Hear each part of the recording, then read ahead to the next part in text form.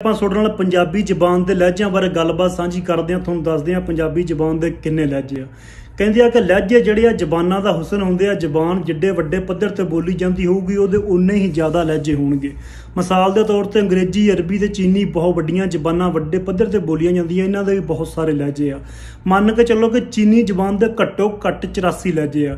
ਇਸੇ ਤਰ੍ਹਾਂ ਸਾਡੀ ਪੰਜਾਬੀ ਜ਼ਬਾਨ ਜਿਹੜੀ ਬਹੁਤ ਵੱਡੇ ਪੱਧਰ ਤੇ ਬੋਲੀ ਜਾਂਦੀ ਆ, ਲਹਿੰਦੇ ਵੱਲ, ਚੜ੍ਹਦੇ ਵੱਲ ਔਰ ਦੱਖਣ ਦੇ ਵਿੱਚ ਜ਼ਬਾਨ ਬੋਲੀ ਜਾਂਦੀ ਆ। ਔਰ ਇਹਦੇ ਵੀ ਕਾਫੀ ਲਹਿਜੇ ਆ। ਲਾਈਕ ਪੰਜਾਬੀ ਦਾ ਦੱਸਦੇ ਆ 32 ਲਹਿਜੇ ਆ ਪੰਜਾਬੀ ਦੇ, ਯਾਨੀ ਕਿ 32 ਡਾਇਲੈਕਟ ਆ। ਅੱਗੇ ਇਹਨਾਂ ਦੇ ਛੋਟੇ ਛੋਟੇ ਸਬ ਡਾਇਲੈਕਟ ਵੀ ਬਹੁਤ ਜ਼ਿਆਦਾ ਹੈਗੇ ਆ। ਸੋ ਇਹ ਜਿੰਨੇ ਵੀ 32 ਲਹਿਜੇ ਆ ਇਹਨਾਂ ਦੀ ਆਪਸ ਦੇ ਵਿੱਚ ਇੱਕ ਬਹੁਤ ਵੱਡੀ ਤੇ ਭਰਵੀਂ ਤੇ ਗੂੜੀ ਸਾਂਝ ਹੈ।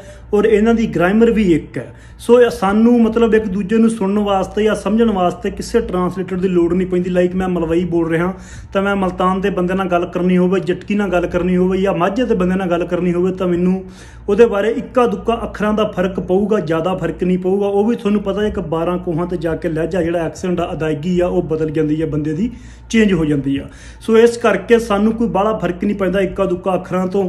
ਤਾਂ ਇਹ ਲਹਿਜਿਆਂ ਦੀ ਆਪਸ ਦੇ ਵਿੱਚ ਭਰਵੀਂ ਗੂੜੀ ਸਾਂਝ ਆ ਔਰ ਇਹਨਾਂ ਦੀ ਗ੍ਰਾਮਰ ਵੀ ਇੱਕ ਆ। ਔਰ ਦੂਜੀ ਚੀਜ਼ ਜਿਹੜੀ ਇਹਨਾਂ ਨੂੰ ਆਪਸ ਦੇ ਵਿੱਚ ਜੋੜਦੀ ਆ 32 ਲਹਿਜਿਆਂ ਨੂੰ, ਉਹ ਇਹ ਆ ਕਿ ਸਾਡੇ ਇੱਥੇ ਦੇ ਸੂਫੀ ਬਾਬੇ, ਮੰਨ ਕੇ ਚਲੋ ਬਾਬਾ ਫਰੀਦ, ਖਵਾਜਾ ਫਰੀਦ, ਮੀਆਂ ਮੁਹੰਮਦ ਬਖਸ਼, ਉਸ ਤੋਂ ਇਲਾਵਾ ਬਾਬਾ ਬੁੱਲੇ ਸ਼ਾਹ। ਸੋ ਇਹਨਾਂ ਬਾਬਿਆਂ ਦੀ ਜਿਹੜੀ ਸ਼ਾਇਰੀ ਆ ਸਾਨੂੰ ਲਹਿੰਦੇ ਚੜ੍ਹਦੇ ਪੰਜਾਬ ਨੂੰ ਔਰ ਸਾਡੇ ਇੱਧਰ ਦੱਖਣ ਦੇ ਏਰੀਏ ਨੂੰ ਆਪਸ ਦੇ ਵਿੱਚ ਜੋੜਦੀ ਆ।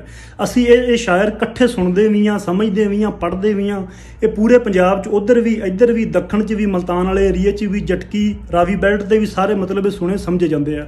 ਸੋ ਪੰਜਾਬੀ ਦੇ ਜਿਹੜੇ ਲਹਿਜੇ ਆ ਉਹਨਾਂ ਦਾ ਨਾਂ ਤੁਹਾਨੂੰ ਮੈਂ ਦੱਸਦਾ। ਜਿਹੜੇ ਸਿਰ ਕੱਢਵੇਂ ਲਹਿਜੇ ਆ ਉਹਨਾਂ ਵਿੱਚ ਮਾਝੀ, ਮਲਤਾਨੀ, ਰਿਆਸਤੀ, ਹਿੰਦਕੋ, ਬਹੌਲਪੁਰੀ, ਪੋਟੋਹਾਰੀ, ਝੰਗੋਚੀ, ਥਲੋਚੀ, ਸ਼ਾਹਪੁਰੀ, ਡੇਰਵੀ, ਪਸ਼ੌਰੀ, ਛਾਛੀ, ਦੁਆਬੀ, ਮਾਲਵੀ, ਡੋਗਰੀ, ਪਹਾੜੀ, ਗੋਜਰੀ, ਰੋਹੀ, ਧੰਨੀ ਤੇ ਜਟਕੀ ਇਹ ਪੰਜਾਬੀ ਦੇ ਵੱਡੇ ਯਾਨੀ ਕਿ ਸਿਰ ਕੱਢਵੇਂ ਲਹਿਜੇ ਮੰਨੇ ਗਏ ਆ। ਸੋ ਮੇਰੇ ਵੀਰੋ, ਕੋਈ ਗਲਤੀ ਕਤਾਈ ਹੋਈ ਹੋਵੇ ਤਾਂ ਹੱਥ ਜੋੜ ਕੇ ਆਪਣੇ ਭਰਾ ਨੂੰ ਮਾਫ ਕਰਿਓ। ਬਾਕੀ ਪੰਜਾਬੀਅਤ ਨਾਲ ਪਿਆਰ ਕਰੋ, ਜਿਉਂਦੇ ਵਸਦੇ ਰਹੋ, ਖੁਸ਼ ਰਹੋ।